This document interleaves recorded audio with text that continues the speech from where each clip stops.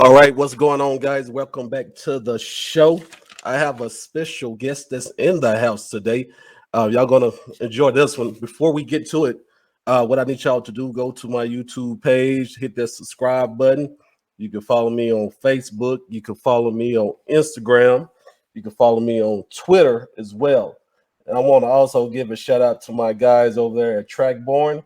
If you're looking for any track and field equipment, you want to shout out my guys at Trackborn. You can put in TexasTrackDad. It'll also get you a discount. All right. I know y'all probably wondering what's going on with all the SC decorations today on the show. That's because we have the one, the only Christine Mallard is in the building. She is in the building today, guys. She's going to chat with us a little bit about her track and field journey today. A little bit about Miss Mallard. She's number 6 in the world, 400-meter dash, number 13 in the U.S., 200-meter dash. That's going to be the outdoor. And indoor, she's number 8 in the U.S., 200-meter, number 12 in the U.S., 60-meter this year in the indoor. Hey, Christine, you've been busy. Right.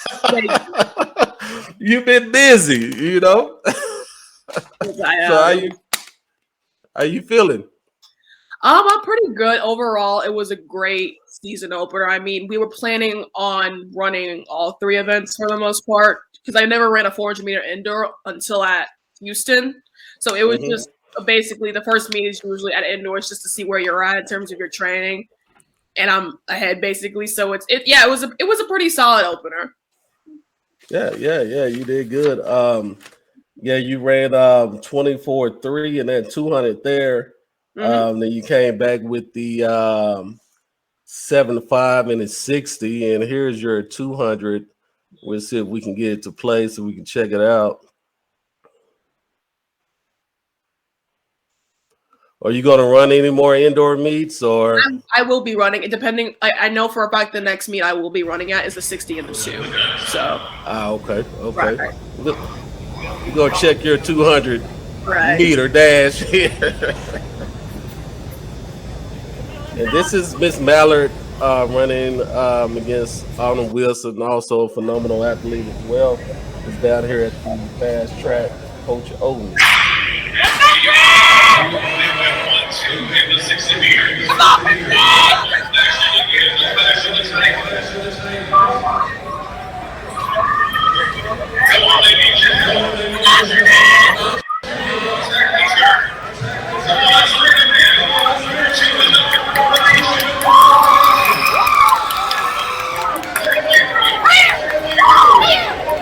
Yeah, that wasn't bad.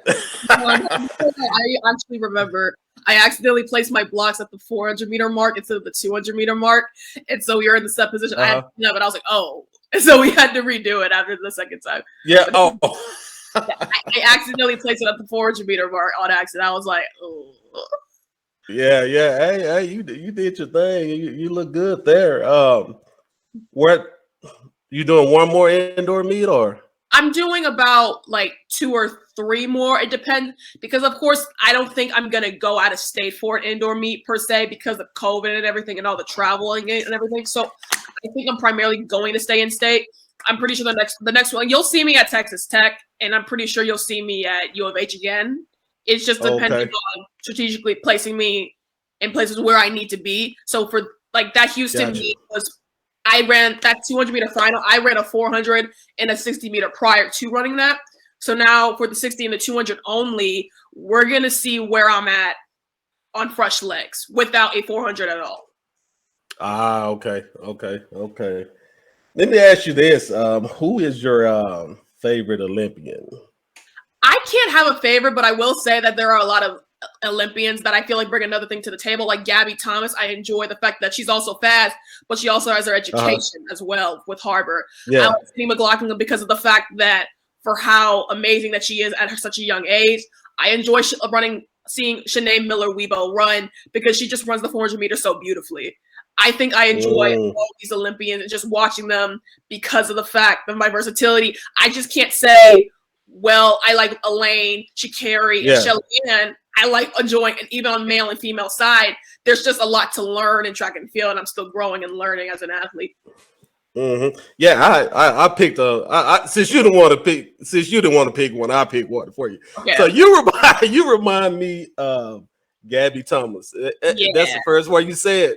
Yeah, because I can see you in Olympic trials in every race, like Gabby Thomas. You remind me of her. You remind me because she can do it all. Right. She can pretty much do it all, and that's what you remind me of. Right. Thank you. How long have you been running track, and did it start out? I know you told a story when I went to your side. Can you just touch on it a little bit? Okay. I started when I was 13. That's pretty late for track because most people start when they're like young, like 8 or 9. But I started basically because a friend was doing track as well. And I went to practice and I told my mom, I'm going to run track too. And so then I went, and I started in 5th grade. So then we raced. The girl initially beated me, but in 6th grade, I beated her, and it came to a point where she eventually quitted. And I was like, Mom, well, I'm gonna quit. She's like, no, you're not. And so initially, I hated running track. I did not like to run. But for my first AAU meet when I was 13, 14, I actually got 3rd in the 100 meters. I was actually very upset by that. And that's when I started getting into track and field more and more and more. It started out on the 1 and 2 when I was starting to get into high school, and then we finally went off into the 400 meter, and I did great things in that as well. So now it's just a matter of getting better in all 3. Yeah, and that's important. You know, I didn't know you. I thought you've been running until I heard that. I'm like, wow, really? And that's pretty encouraging to some of the athletes out there. If you get a late start, a very late start, they're like 13. Yeah. Was that middle school? Middle school, yep, middle school. Was it Worley? Is that where you were? I think. Oh no, I was at Linda Job actually. You was at Job, okay. Yeah, I had to move. I had to move around. It was a pretty new district for MISD. Okay. For a new city. Yeah, and those athletes that getting a late start on track and field, if you just starting like in middle school, hey, you can still be a beast like Miss Mallard, right? Just you got to put in the work. Right. I know you run your sprints real good, right? I think I know what your favorite event is right now. Is it the 400? Am I right on that? I always say to people that although like I don't have a favorite because the thing is for how much I run the 400, that 52.66 at JOs, that was my coach told me it was a 22, around a 22. And so the thing is that if I could break a world record in anything, it would probably be for the 4, considering that was only my 5th time running it. Yeah. What and fun you should bring up JOs because I was looking for you to run that 200 down there. Okay, what happened? I'm like, what? Listen, what happened was that I went into set. I just fell flat on my face. Did you? Oh, okay. All right. I didn't even get out of the block. I really just fell flat on my face. And they were like, JL, you're like, now you're out. And I was like, but then I broke the national record in the 400 that day. But had I ran JOs, I don't know what would have happened. It probably would have been a PR that day. It probably would have been. I was ready for it. I was like, we're going to break 23. It was going to happen. And I fell flat on my face. I was looking at the results. I'm like, where is she at? I figured something happened, though. I figured something happened. That's literally what happened. And of course, they're very strict about it. So it was just like, I was actually very upset at the time. I got it together for the 400, and I broke a national record in that. You sure did. You did a fantastic job on that. That's a story. They're like, what happened to the 2? I fell.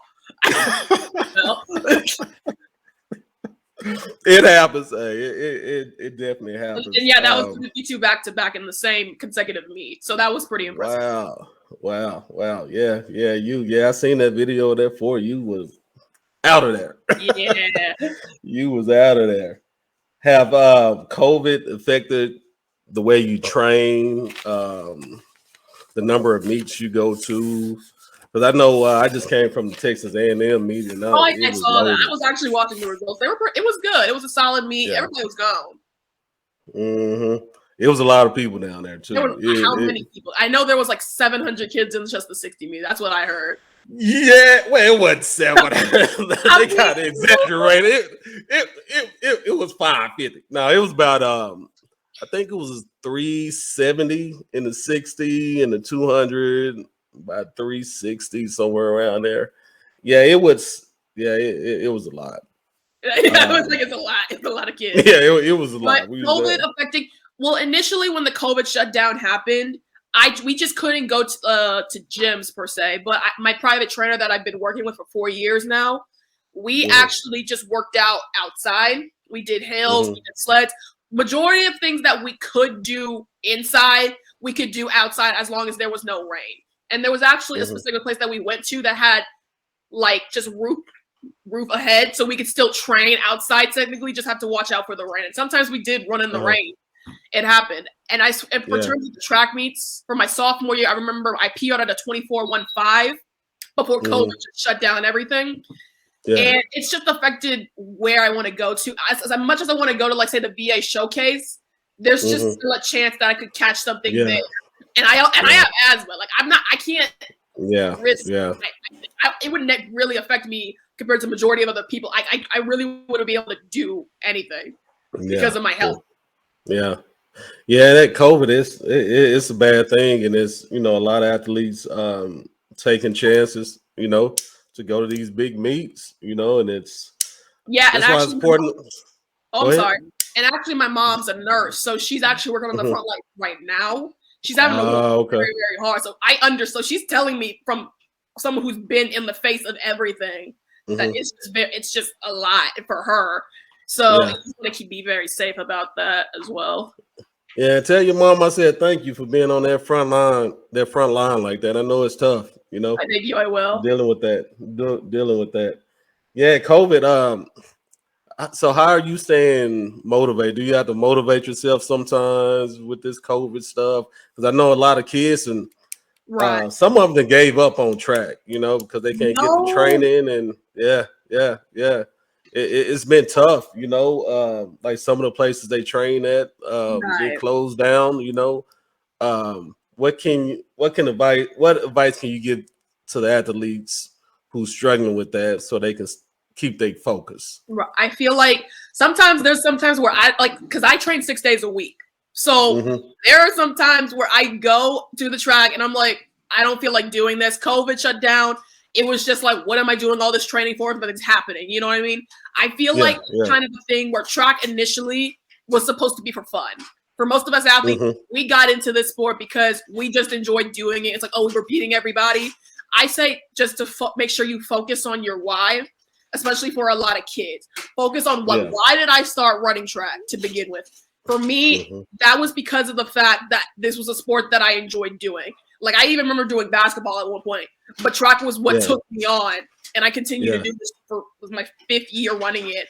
I still enjoy what's happening with track right now, and I just feel like you should focus on why am I running? Like, why do I go to these meets? Why do I practice hard? I want to get better. Everyone wants to be the best. You know what I mean? Yeah. That's true. And I'm not gonna even get on you running this cross country. I was like, what? Here's the thing. And I heard your coach talk at your deal. I was like, what? Yeah, okay, here's the thing. Here's the thing for me, because of my versatility, cross country was just a thing for me in order to keep shape, in a sense. Running. Now, I would say cross country is no joke. They are running. Yeah. They are running. Yeah. And the different terrains and everything, it was a good experience to really understand. Cross country is very difficult, especially at collegiate level. That is hard. Yeah. But for me, that meet was specifically just to keep me in shape, in which running that miles, 3 miles wasn't a big deal for me to run in, but considering racing 3 miles, that was hard. Yeah. It was a good experience for me. But yeah, I actually ran at a cross country meet, and that was pretty good. That was just for endurance. That was just for cardio work. That was just my workout. My coach told me, hey, that's just their workout for the day. Like, that's it. Yeah. And I got out of school. So it was an excuse absent. So it just worked out. Yeah. Yeah, that cross country is on a whole nother level. I got spiked that day. I actually got spiked. My shin was bleeding. I was like, this ain't no joke. This ain't no joke. Like Yeah, I never know. did spiked, and I got spiked at a cross country meet. I'm like, oh, and you can just visibly see that I like. It's not that I could not run. It's just I'm not built for that sport. They have very lean muscle. Like I have lean muscle for a track body, but they have lean muscle to run forever. Yep. And I'm like, it was a good experience, but overall, it was pretty good to me. I mean, I enjoyed it. The team enjoyed me being there. I remember there were some parents there. They knew who I was, and they said, "Christine, what are you doing here?" I was like, I'm here to compete. Like, it doesn't matter how long the meters. I'm still gonna keep going. Yeah. Man, but you did a fantastic job.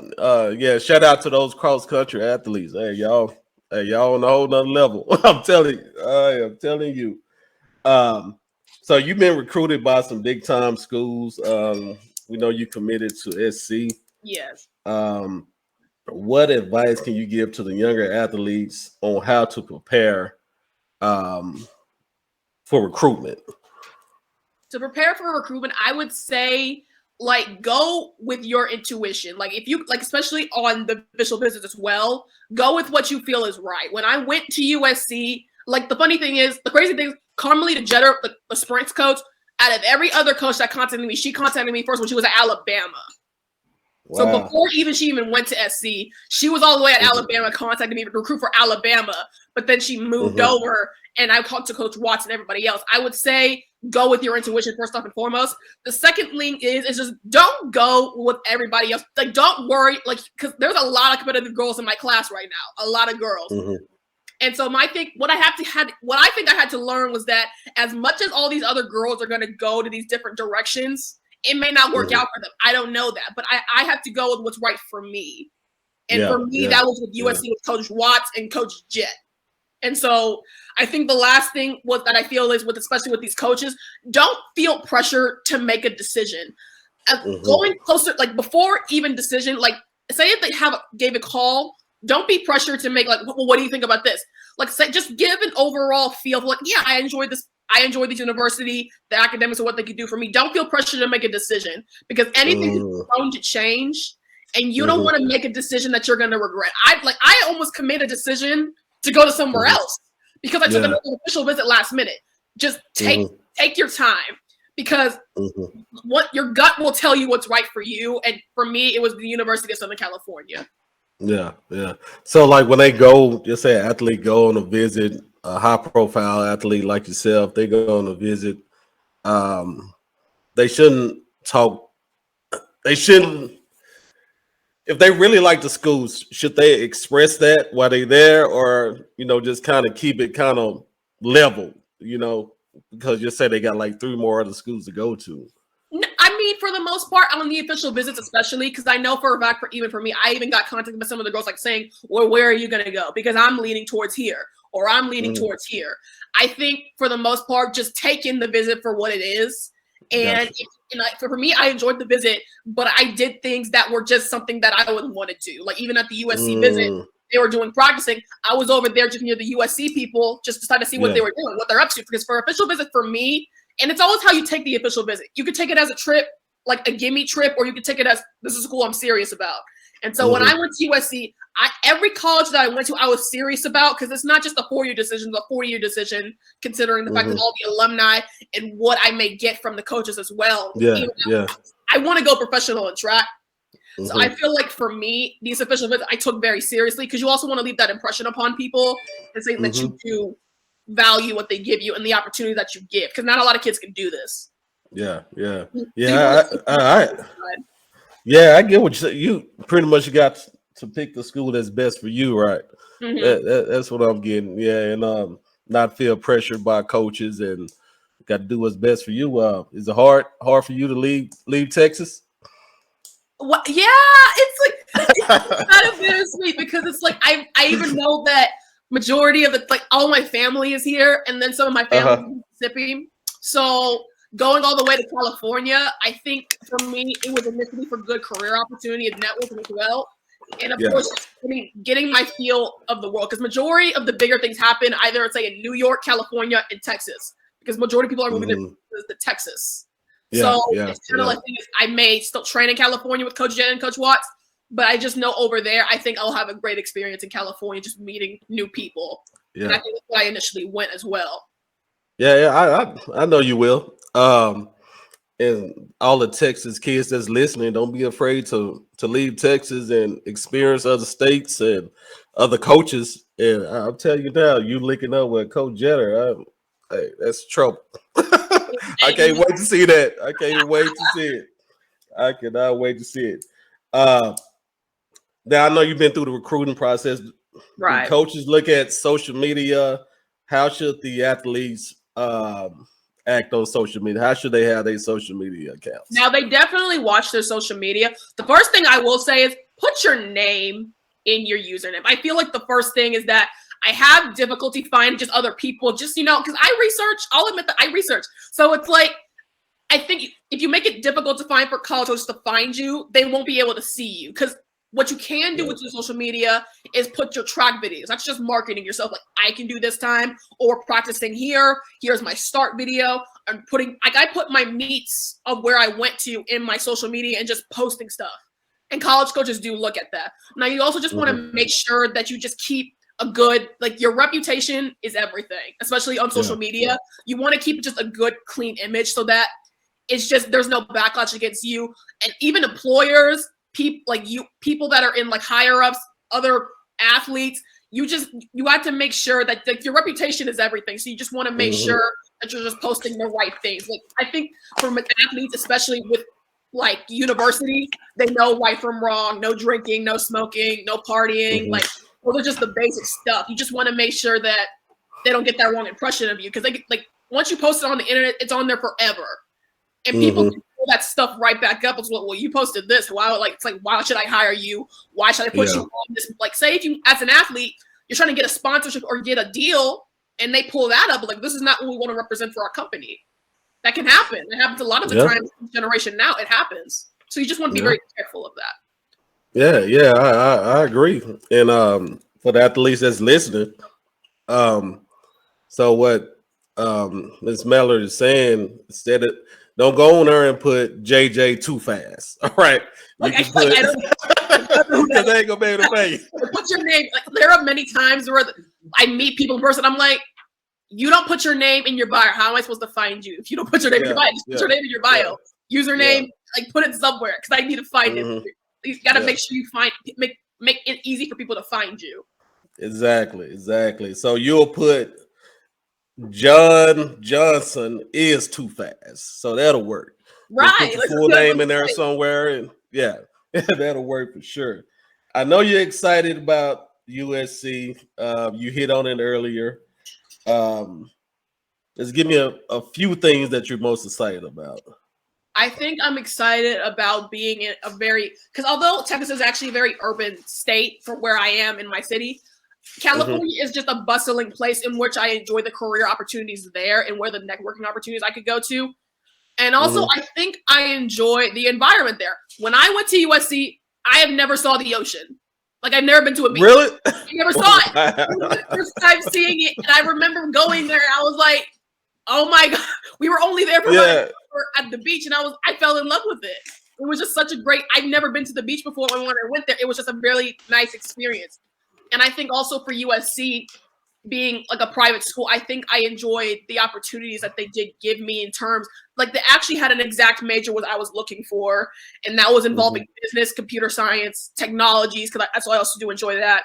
And as well as business and marketing and things of that nature. And just combining all that into one science major.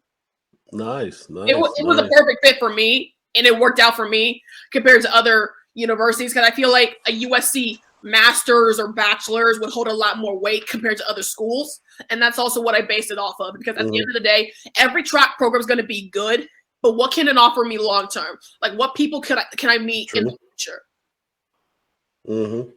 Hey, you got your head on straight there. You got it going on. Yeah, hey, that's very important. And of course, and that's, like, also the other reason why I'm surrounded by Michael Norman, because they just, right, Benjamin, they just are now volunteer coaches as well. And they told me they're going to be able to work out with me to get a chance to see what on the pro level, what their workouts are going to be like and how it's going to be. And of course, with Coach Jet, she used to be the fastest woman alive, and Coach Quincy Watts, he used to be a gold Olympian. I just felt like it worked out for me and for what I was looking for in a college program. Yeah, you got more pieces to your puzzle. You know, I always say, hey, all great athletes, they have multiple pieces. And right. You got some gold. You putting in some gold pieces right now. You know, that's fantastic. Yeah, Texas kids, they see that ocean as get them every time. Yeah. I've never been. And they're like, Christine, you never seen the ocean? I'm like, no, I've never seen it. And it was beautiful. Thank you very much. Okay. Yeah. All right. I know I struggle with this with my daughter sometimes when we're out going to track meets. What do you think is a good meal to eat the night before a track meet and the morning of when they get up there next morning? Definitely want to eat something healthy, nothing that's too heavy. Like salt holds water, that equals water weight. For us athletes, we have to be able to be at our most peak top performances on the track. And you don't want to carry anything extra on you when you're going at 120%. So I would say, of course, vegetables, things of that nature, something very light, and of course, lean protein as well. And that's to fuel your body as well. I would rather like eat an animal or anything that's related to me getting better than something that may result in me getting slower. And of course, nobody wants that. So of course, I would say eat something fairly healthy on the side of just like chicken and fish. Yeah. I keep telling my daughters you can't eat waffle fries and everything like that. I'm joking. No, but she get after the beat. She get that. Oh, she loved Chick-fil-A. Oh, yeah, she already knows. I remember. I actually quit fast food a while ago. Yeah, I quit fast food. I quit soda, and I quit steak and pork. So it's like for me being on such a strict diet for track seasons. I look at all this because my coach Lorenzo, he's also a fitness trainer. So he taught me and I don't know how to cook now. He embedded to me all the health and nutritional things that I need to fuel my body. So it's like there's so much things that I look at. I'm like, that has a lot of calories in it, and I don't even have to eat it to know. It's just been embedded in me now. Yeah, and that brings us to our next question. Nutrition is important, right? You got to fuel your body. So after you run a race, just say you run the 100. Then your next race, especially you know how it goes in these select track meets, right? Your next race probably about 2 hours away, maybe. What do you eat in between? I would say usually complex carbs, like something just to like you don't necessarily want anything fast sugars because that's gonna burn off eventually. Like the sweating could just burn that off. So you definitely want some complex carbs. And I would just say just like sweet potato, because that's a complex. Really? Carb. Sweet potato, sweet potato. Wow. And it's just kind of like a carb that can hold you on for a long time. And I kind of eat those. Like I actually bring. I remember for my 23.22 time in the 200. After the one, you could see me eating some sweet potato. I was eating sweet potato before my 2. Wow. Hey, I didn't know that. I may have some sweet potatoes for my. She gonna be like, "What is going on?" But hey, thanks for that info. No problem. What are your goals for this season? Because I heard you say this season is going to be like no other. Exactly. And I believe you 100%. What are some of your goals? I can't even give it away. But listen, it's gonna don't give it away. Don't give it away. Things that have never been done before. And I'm letting you know now I am breaking a state record. I can't tell you which one. All right. Yeah, don't give it away. Paris 2024. Is that up here? Is that what you're looking at? It's actually in my Twitter, like the backdrop before for Paris 2024. It's actually there. It's in my future. I'm seeing, for as much as I want to see USC, at the end of the day, the opportunity is there. I see it, And depending which event I want to go down the line, I can't think that far ahead. But Paris 2024 is definitely in my future. As much as I want to think collegiately, I will definitely be intending to win, of course, in college as well. But I also want to think on the bigger picture and going professional and going to my first Olympic Games. That's the goal. Yeah. Hey, always think big. Never settle.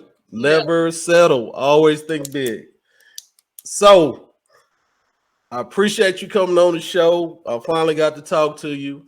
I want to let you know you're an amazing athlete. Thank you. You always show good sportsmanship. You're phenomenal. You got a bright future. And it sounds like you got the right people behind you. And I appreciate the support from you and your family. You always support my show and everything I do. I just want to tell you to keep up the good work. All right. Thank you. What's your social media handles, just in case somebody want to look you up? It's just at Christine _Mallard. Well, 2 underscores Mallard for Instagram, and then Twitter at Christine _Mal for Twitter. Nice. Hey guys, y'all go on Twitter, y'all go on IG, y'all go follow Miss Mallard, and also if you look in the description of this video, I will have some of her YouTube videos. I also talked about her on my YouTube channel. I will put those links in there. I will also put her IG and Twitter in there as well if y'all want to find her there. But guys, thank you, Miss Mallard, once again. Guys, make sure y'all follow me on YouTube, follow me on Facebook, IG, Twitter, all that. All right, guys. Thanks for following us. We'll see y'all soon. Thank you, Christine. You. Fight on. Fight on. That's right.